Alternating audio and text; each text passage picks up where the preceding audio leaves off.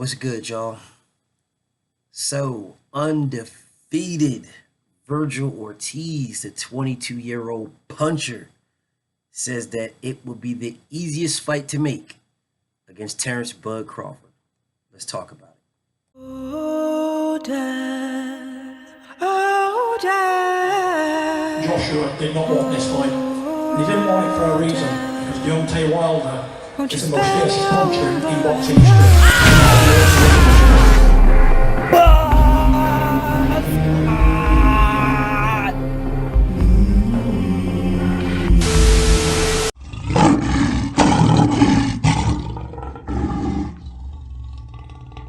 You want answers! I want the truth! You can't handle the truth!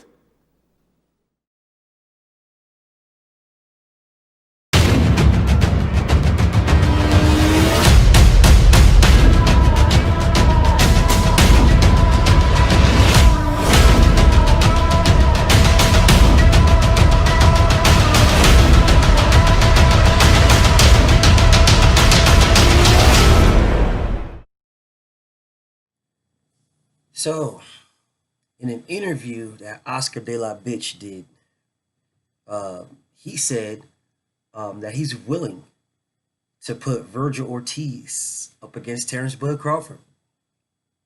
He wants to make that fight. Now, we know that Vergil Ortiz is a legitimate threat. He's 16-0 with 16 knockouts.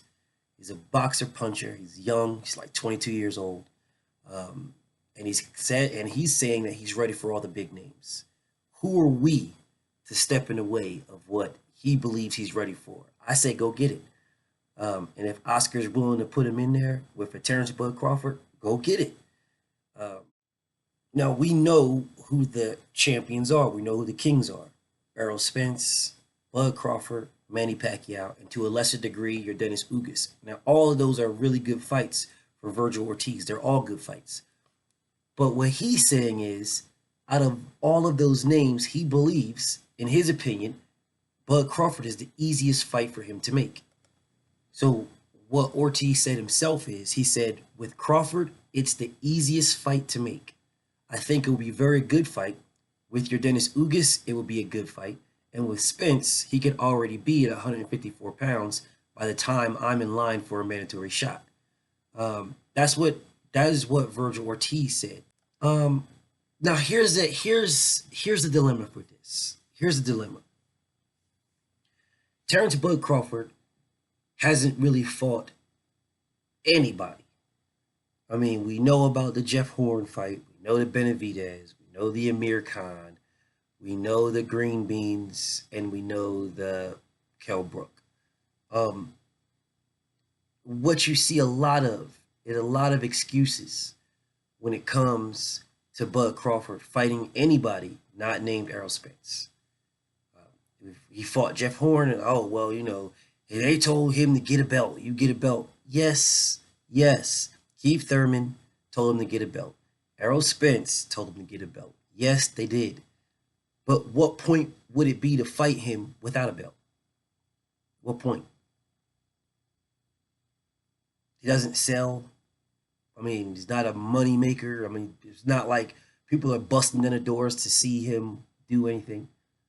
What's the point? Fight it in the business aspect of it. Fighting him is just like fighting Speedy Rashidi Ellis. He's a good ass fighter, but what are you getting out of it? Him without a belt. So Keith Thurman's just a coward. He's just a coward. But Errol Spence, we already knew what he was doing.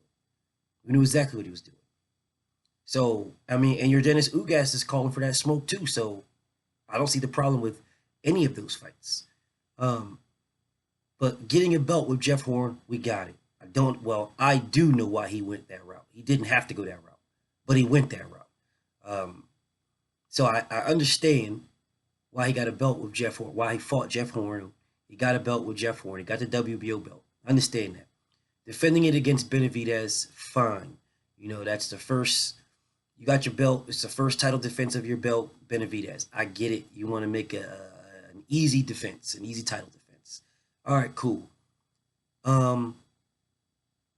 Green Beans as a mandatory is not, because he was supposed to fight Ray Robinson because he fought to a draw.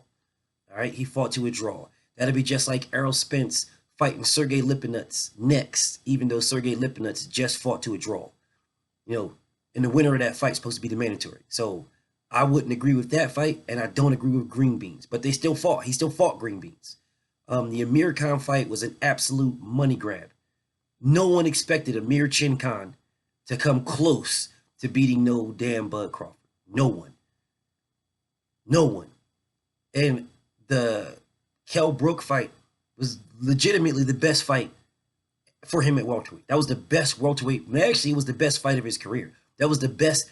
Kell Brook with 2 broken eyes was the best fight, the best fighter of Bud Crawford's career. But people still say they still don't want to give Errol Spence credit, which is the craziest thing for me. They don't want to give Errol credit for beating Kell Brook when Kell Brook had 1 eye broken, but they give Bud credit for beating Kell Brook with 2 broken eyes.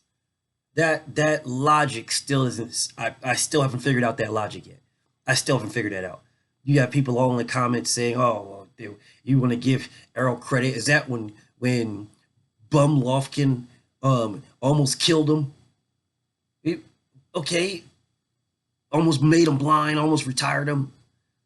Okay, well, if Bum Lofkin almost made him blind in 1 eye, and then Errol broke the other one, and then he fought Bud Crawford, I still haven't figured the concept of how Bud gets all this absolute credit for beating a guy with 2 broken eyes when Errol doesn't get no credit for beating a guy with 1 broken eye. That logic still hasn't set with me, but whatever. Kell Brook was the best name on his resume. He was the best fighter on his resume.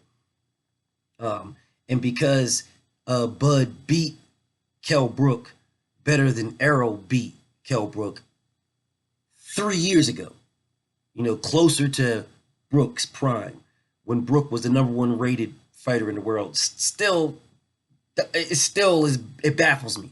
It still baffles me. But yes, Bud beat him better. Bud beat Kell Brook better than Errol Spence beat Kell Brook. But Mike Tyson got beat later in his career better than he got beat early in his career. Does that mean the guy that beat Mike Tyson at the end of Mike's career is somehow better than the guy that beat Mike Tyson earlier in Mike's career? I'm confused at how y'all do this and what type of hate y'all put on EJ, but whatever. Vergil Ortiz is saying that this is the easiest fight to make. Easier than Errol, easier than Pac, easier than your Dennis Ugas. Vergil Ortiz versus Terence Bud Crawford is a damn good fight. That is a damn good fight. Vergil Ortiz will then be the best name on Terence Bud Crawford's resume. He will be the best name. Terence Crawford versus Vergil Ortiz for the WBO title is a huge fight. That is an amazing fight. Borderline pay-per-view. Borderline. But that is an amazing fight. Absolutely amazing. If Terence Bud Crawford can demolish Vergil Ortiz, which I don't see happening. I think he beats Vergil, but I don't think he beats him easy. I think he does beat him, though. But if he can demolish him, that's a statement. But let's see if he takes it, because we've been hearing constantly is about how no one wants to fight Bud. Everyone's scared of Bud. Across the street and all this other nonsense, easy roads, all this other stuff. Well, Vergil Ortiz is right here calling for the smoke. How come no one is pressing for this? Where is the hype for Bud Crawford to fight Vergil Ortiz? So what are you going to say? Oh, Vergil Ortiz is too young. Oh, Vergil Ortiz has only got 16 fights. He's green.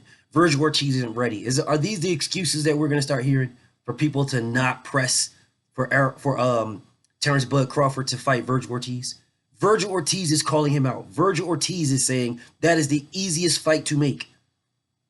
What's the problem? BFTB. Shout out to that mighty LDBC. And I'm out.